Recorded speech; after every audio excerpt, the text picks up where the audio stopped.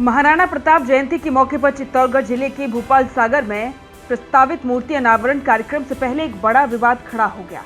ये विवाद है मेवाड़ के वीर योद्धा पूंजा भील की मूर्ति को राणा पूंजा सिंह सोलंकी के नाम से स्थापित करने के कथित प्रयास को लेकर। इस मुद्दे पर भारत आदिवासी पार्टी के कद्दावर नेता और डूंगरपुर सांसद राजकुमार रोत ने जबरदस्त विरोध जताते हुए ऐलान किया है कि अगर इतिहास से छेड़छाड़ की गई तो पूरा भील प्रदेश चित्तौड़गढ़ की ओर कूच करेगा। राजकुमार रोत ने साफ शब्दों में कहा कि यह केवल एक नाम बदलने की बात नहीं है, बल्कि ये आदिवासी अस्मिता और उनके गौरवशाली इतिहास को मिटाने का प्रयास है। उन्होंने कहा कि भीलू राणा पूंजा कोई काल्पनिक नाम नहीं, बल्कि मेवाड़ की स्वाधीनता का रक्षक था। महाराणा प्रताप के संघर्ष में उनकी सबसे अहम भूमिका थी। अगर किसी ने उनके नाम और पहचान से छेड़छाड़ करने की कोशिश की तो ये सिर्फ मूर्ति विवाद नहीं रहेगा, ये आदिवासी आंदोलन का एक नया अध्याय बन जाएगा। इस मुद्दे को लेकर चित्तौड़गढ़ कलेक्टर कार्यालय के बाहर भारी संख्या में आदिवासी समाज के लोग विरोध प्रदर्शन कर चुके हैं। हाथों में तख्तियां, सिर पर पारंपरिक साफे और होठों पर आक्रोश। ये दृश्य बताता है कि ये केवल राजनीतिक नहीं बल्कि जन भावना का मामला है।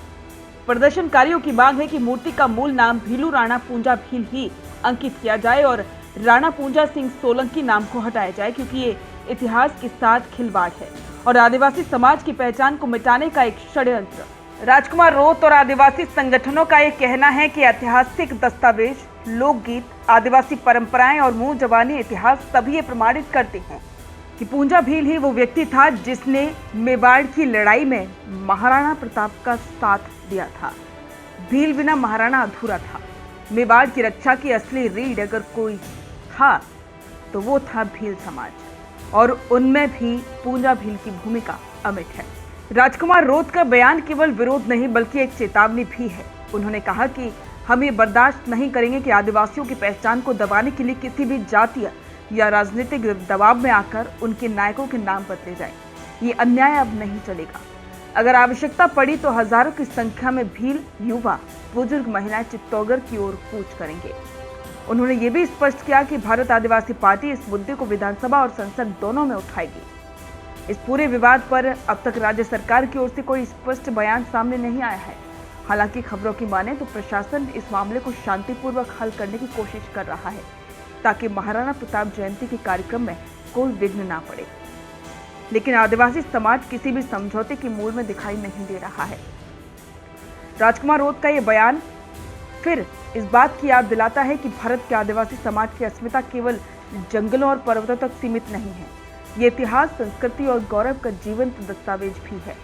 जब इतिहास को तोड़ने मरोड़ने की कोशिश होती है तो ये समाज अपनी परंपराओं की रक्षा के लिए एकजुट हो जाता है। अब निगाहें प्रशासन पर हैं।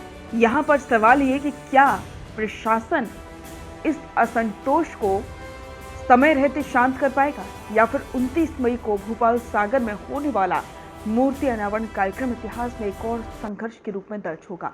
इस पर आपके विचार हमारे साथ कमेंट बॉक्स में साझा करें और बने रहें द फैक्ट इंडिया के साथ।